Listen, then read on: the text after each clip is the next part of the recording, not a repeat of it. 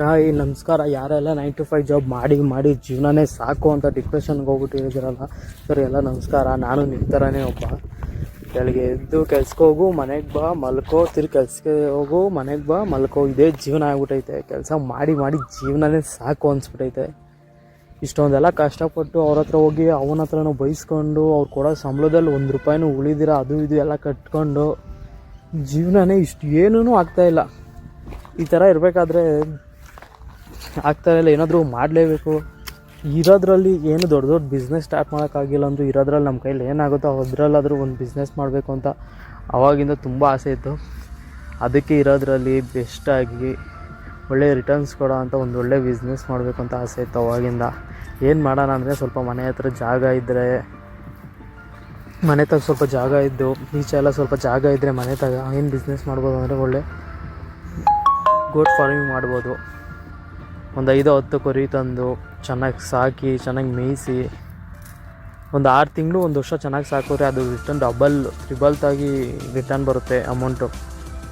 ಅದಕ್ಕೆ ಇಷ್ಟು ದಿನ ತರಬೇಕು ಅಂತಿದ್ದು ಏನು ಮಾಡಿದ್ರು ಬರೋಕ್ಕಾಗ್ತಿರ್ಲಿಲ್ಲ. ಇವಾಗ ಅದು ಏನೇ ಆಗಲಿ ಬರಬೇಕು, ತಗೊಳ್ಳೇಬೇಕು ಅಂತ ಬಂದಿದ್ದೀನಿ. ನಾನು ಬಂದಿರೋದು ಗೌರಿಬಿದನೂರು ಮಾರ್ಕೆಟ್ಗೆ. ಎಷ್ಟು ಅವೇ ಕುರಿಗಳು ಮೇಕೆಗಳು ಅಂದರೆ ಎಣ್ಸೋಕ್ಕೆ ಆಗಲ್ಲ ಬಿಡಿ. ಫಸ್ಟ್ ಟೈಮ್ ನಾನು ಬರ್ತಿರೋದು ಈ ಥರ ಗೋಟ್ ಮಾರ್ಕೆಟ್ಗೆ. ಫಸ್ಟ್ ಟೈಮ್ ನಾನು ಮಾತಾಡ್ತಿರೋದು. ಏನಾದರೂ ತಪ್ಪಾದರೆ ಕ್ಷಮಿಸಿ. ಫಸ್ಟ್ ಟೈಮ್ ನಾನು ಬರ್ತಾ ಇರೋದು ಇಲ್ಲಿಗೆ. ಎಷ್ಟಿದೆ ಅಂದರೆ ಎಷ್ಟು ದುಡ್ಡಿದೆ, ಎಷ್ಟು ಕೋಟಿ ಇದೆಯೋ ಗೊತ್ತಿಲ್ಲ. ಕುರಿಗಳು ಮೇಕೆಗಳು ನೋಡ್ತಿಲ್ಲ, ನನ್ನ ಕಣ್ಣಿಗೆ ಬರೋ ದುಡ್ಡೇ ಕಾಣಿಸ್ತಿದೆ. ಇದರಲ್ಲಿ ಯಾವ್ದಾದ್ರು ಚೆನ್ನಾಗಿರೋದು ಒಳ್ಳೆ ಒಂದು ನನ್ನ ಬಜೆಟ್ಗೆ ಎಷ್ಟು ಬರುತ್ತೋ ಅಷ್ಟು ಕುರಿ ತೊಗೊಂಡೋಗ್ಬೇಕು. ಕುರಿನೇ ಬೇಕು ಅಂತ ಕುರಿ ತೊಗೊಂಡೋಗೋಕ್ಕೆ ಬಂದಿದ್ದೀನಿ. ಎಲ್ಲ ಚೆನ್ನಾಗಿದೆ, ಒಳ್ಳೆ ರೈಟ್ಗಳು ಹೇಳ್ತಿದ್ದಾರೆ. ಒಬ್ಬೊಬ್ಬರು ಜಾಸ್ತಿ ಅದಕ್ಕೆ ಹೊರ್ತಾಗಿರೋ ಅಂಥ ಅಮೌಂಟು ಎಷ್ಟು ಅಂತ ನಮಗೆ ಗೊತ್ತಾಗಲ್ಲ. ಅದಕ್ಕೆ ನನ್ನ ಫ್ರೆಂಡನ್ನೊಬ್ಬನ ಕರ್ಕೊಂಬಂದಿದ್ದೀನಿ. ಅವನು ಅವಾಗಿಂದ ಅಪ್ಪನ ಕಾಲದಿಂದ ಕುರಿ ಮೇಯಿಸ್ತಿರೋದು. ಅವ್ರ ಅಪ್ಪ ಕುರಿ ಮೇಯಿಸ್ತಿದ್ರು, ಅವರಮ್ಮ. ಇವನು ಡ್ಯೂಟಿಗೆ ಹೋಗ್ಕೊಂಡು ಅವನು ಕುರಿ ಮೇಯಿಸ್ತಿದ್ದಾನೆ. ಅದಕ್ಕೆ ನಾನು ತಗೊಂಡು ಚೆನ್ನಾಗಿ ಸಾಕಬೇಕು. ಇದ್ರ ಬಳಗೆ ತಿಳ್ಕೊಬೇಕು. ನೀವು ಯಾರಾದರೂ ಹೊಸ್ದಾಗಿ ಗೋಟ್ ಫಾರ್ಮಿಂಗ್ ಸ್ಟಾರ್ಟ್ ಮಾಡಬೇಕು ಅಂತ ಇದ್ದೀರಾ, ಕುರಿ ಸಾಕಬೇಕು ಅಂತಿದ್ದೀರಾ, ಅದು ಬೆಂಗಳೂರಲ್ಲಿ. ಬೇರೆ ವಿಲೇಜಲ್ಲೆಲ್ಲ ಸಾಕ್ಬೋದು, ಒಳ್ಳೆ ಜಾಗ ಇರುತ್ತೆ, ಜಮೀನಿರುತ್ತೆ, ಅಲ್ಲೆಲ್ಲ ಸಾಕೋಕ್ಕೆ ಎಷ್ಟು ಚೆನ್ನಾಗಿರುತ್ತೆ. ಆದರೆ ಬೆಂಗಳೂರಲ್ಲಿ ಇರೋ ಜಾಗದಲ್ಲಿ ನಾವು ಹೆಂಗೆ ಸಾಕ್ಬೋದು ನೋಡೋಣ, ಟ್ರೈ ಮಾಡಬೇಕು ಅಂತಲೇ ಮಾಡ್ತಿದ್ದೀನಿ.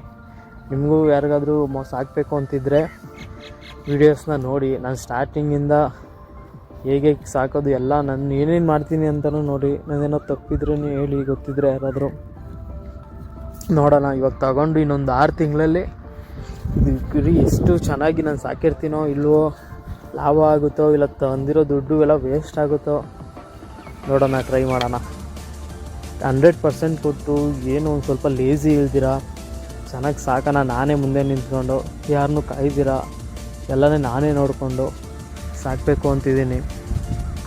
ನೋಡೋಣ ಏನಾಗುತ್ತೆ ಅಂತ ನೋಡಿ. ಇದು ನಂದು ಫಸ್ಟು. ಇದು ಕುರಿ ಸಾಕಬೇಕು, ಅದ್ರ ಜೊತೆಗೆ ಒಂದು ಯೂಟ್ಯೂಬ್ ವೀಡಿಯೋನು ಸ್ಟಾರ್ಟ್ ಮಾಡಬೇಕು ಇದ್ರ ಬಗ್ಗೆನೇ. ನಮ್ಮದು ದಿನ ಏನೇನಾಗುತ್ತೆ, ಹೇಗೆ ನಾವು ಸಾಕಿರೋದು ಹೇಗೆ ಎಲ್ಲ ಅಂತ. ಅದಕ್ಕೆ ಕುರಿ ತೊಗೊಂಬರೋವಾಗಿಂದನೇ ಸ್ಟಾರ್ಟ್ ಮಾಡ್ಬಿಡೋಣ ಅಂತ ಫಸ್ಟೇ ಸ್ಟಾರ್ಟ್ ಮಾಡಿಬಿಟ್ಟಿದ್ದೀನಿ. ಇದೇ ಫಸ್ಟು ವೀಡಿಯೋ.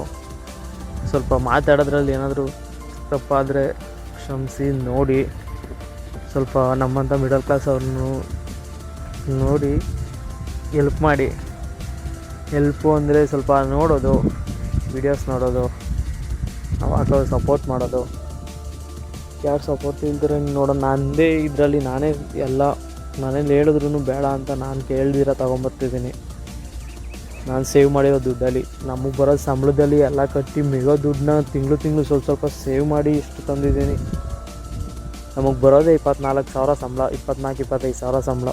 ಬೆಳಗ್ಗೆಯಿಂದ ಸಾಯಂಕಾಲ ತನಕ ದುಡಿದ್ರೂ, ಅದು ರಜಾ ಇಲ್ದಂಗೆ ಹಬ್ಬ ಎಲ್ಲ ಮಾಡಿ ಓಟಿ ಗಿಟಿ ಮಾಡಿ ಎಲ್ಲ ಮಾಡಿದ್ರು